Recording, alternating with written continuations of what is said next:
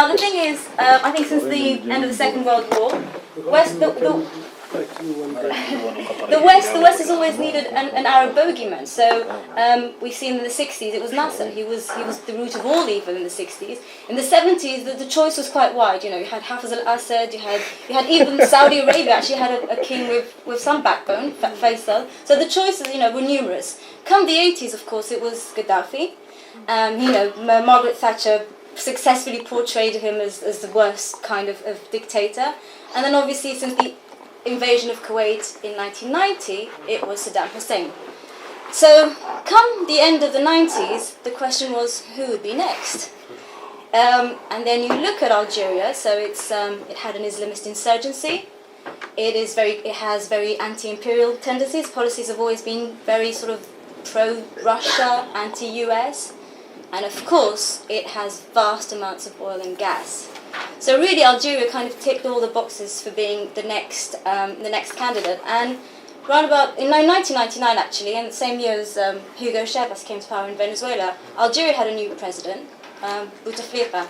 Now, it would have been it's rather funny because would Algeria have been, would the president have been the next bogeyman?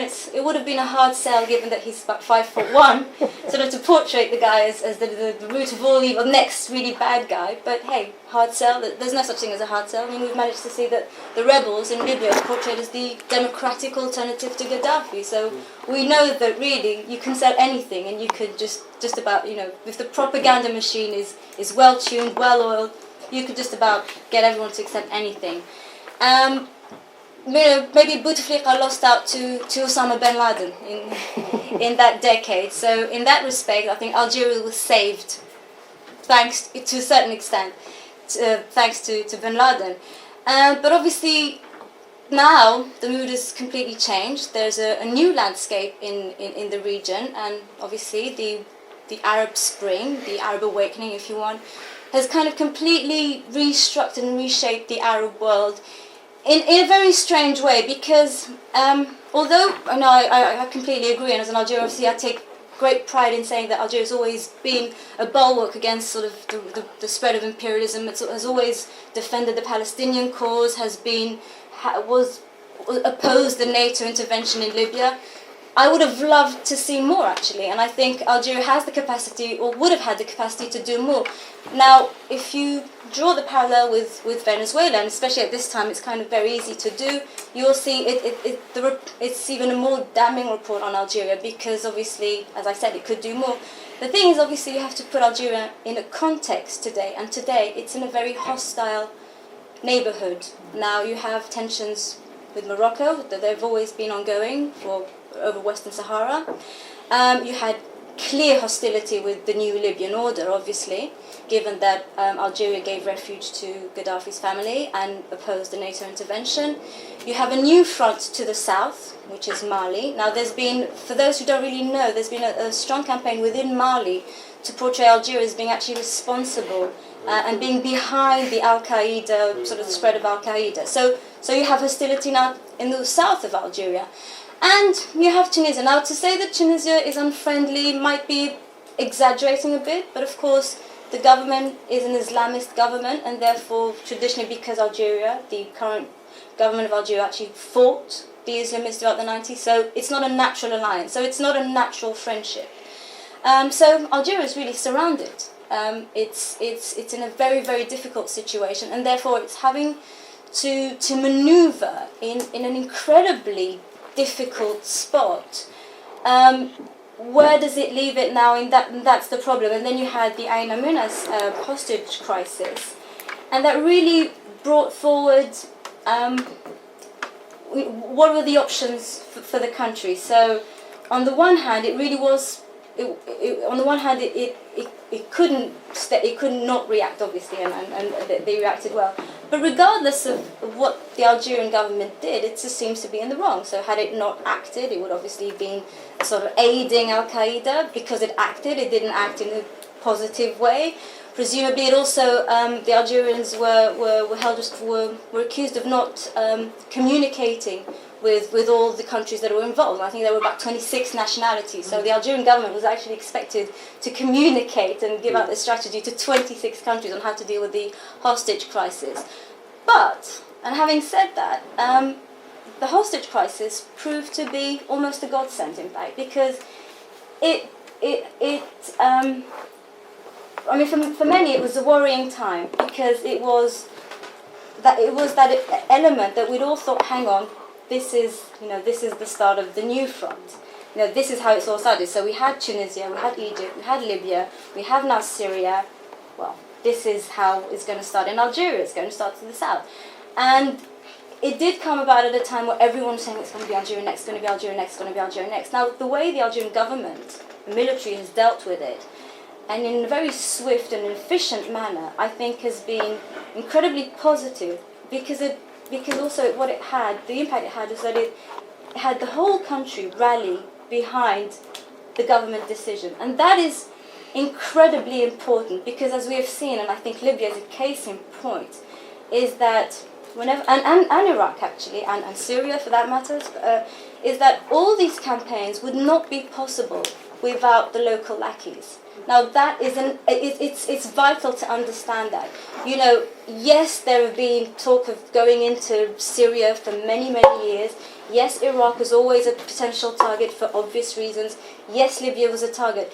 But what made the actual operations possible were the local lackeys that really favoured and made the whole operations easy. Now, what Algeria has gained really through this hostage crisis is that it's showed that actually, when push comes to shove, and there is a lot of criticism of the government, there are lots of areas that need to be addressed. I mean, I'll be honest, frankly, corruption remains a main issue. Nepotism is something that we need to address. But having said that, I'd also like to say that for all those who seem to view Algeria as an authoritarian regime, that's not the case. Today, in Algeria today, we have no political prisoners, we have a free, vibrant press, we have really very powerful civil society movements who are pushing for more, for people to be more accountable, for politicians to be more accountable. So it's fair to say that Algeria is not some sort of closed-up regime in the way that it's often portrayed. There are obviously elements of that like I said, need to be addressed, but Algeria has taken incredible steps forward to reform society, and like I said, thanks to these movements, thanks to these reforms, thanks to all these steps that we've taken, today the people of Algeria really rally behind the leadership, and there is obviously a fear of going down the Arab Spring route, which proved to be a very harsh winter, really. And so that's really been a consequence of the hostage crisis in the south. Now also, and I think this is a question, God, if I'd had £1 for every time I was asked that, or told that rather, I'd obviously be quite rich, was when the first few countries of when you had Tunisia and then Egypt, the statement I kept hearing was, when is it going to be it's going to be Algeria, or when is it going to be Algeria? And my answer to that was, well, actually, no, it's not going to be Algeria. And just, well, yes, you're being overly patriotic, it's this. No, seriously, it's not going to be Algeria.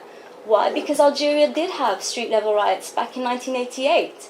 And it was the first Arab country to have the young people go out in the street and rebel, and rightly so, rebel against the government excesses of the time. And as a result, the government, that Shadli Benjid's government at the time, took stock and implemented a raft of really radical reforms that were unheard of in any other Arab country. So as a result, obviously, we had the creation of the independent press. We had all the formerly banned political parties were suddenly practicing openly. We had all these civil society movements that were growing. And obviously, sadly, one of the political parties that was made legal was the Islamic Front, the FIS. They ran for elections and then they won. Now, they won on a platform that basically said that once they would be elected, they would ban elections in the future. It's rather ironic, but that was pretty much what they'd promised. So the army, which is traditionally very secular, and I think you'll see that the armies really across the Arab world even though Islam is very much part of fabric of majority of Arab countries, the army tends to be quite secular, and Iraq is probably a very good example. And so the army, fearing a threat to its secular orientation, decided, well, we can't have that. This is not right. So they cancelled the vote, and they declared it null and void. Now we can argue, and this is a very sort of sensitive point, because some Algerians feel that this was the best decision. It saved Algeria. It saved Algeria from becoming Afghanistan or Somalia. Others think that it was the worst decision, because once you sign up to democracy and elections, that's the rule of the game. So you have to accept it. Now we can obviously argue this point, but that's what happened. And when the elections were cancelled, the FIS took up arms, and triggered what would be 10 years of civil unrest, in which 100,000 men, women and children died.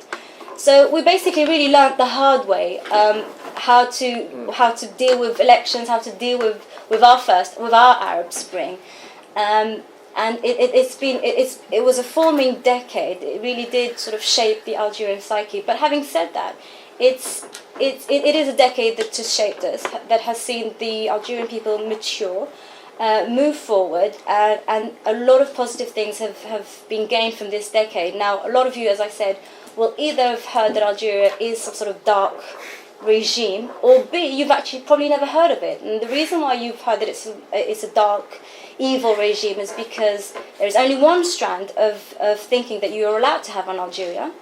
The other one is because, if you haven't heard of it, is because actually Algeria, we were talking about the Sykes-Picot Agreement, is considered part of the French backyard. It's not really of interest to the English.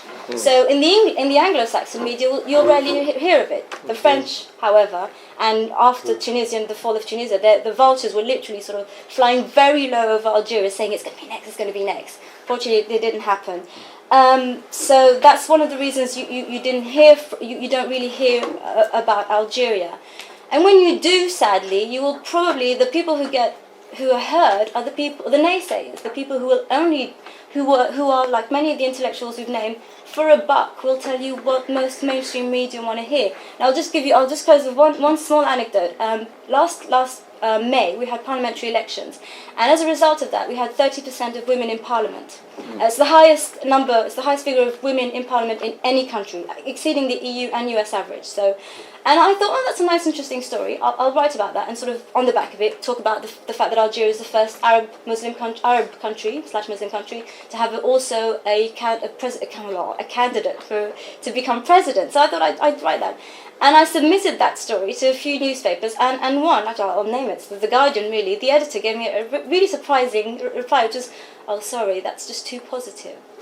In other words, the only stuff that will pass the editor will be negative stuff on Algeria. Obviously. So next time you hear anything, you do read anything negative on Algeria, you'll probably know that obviously the positive stuff just had to be cut out. And that's what it is. There you go.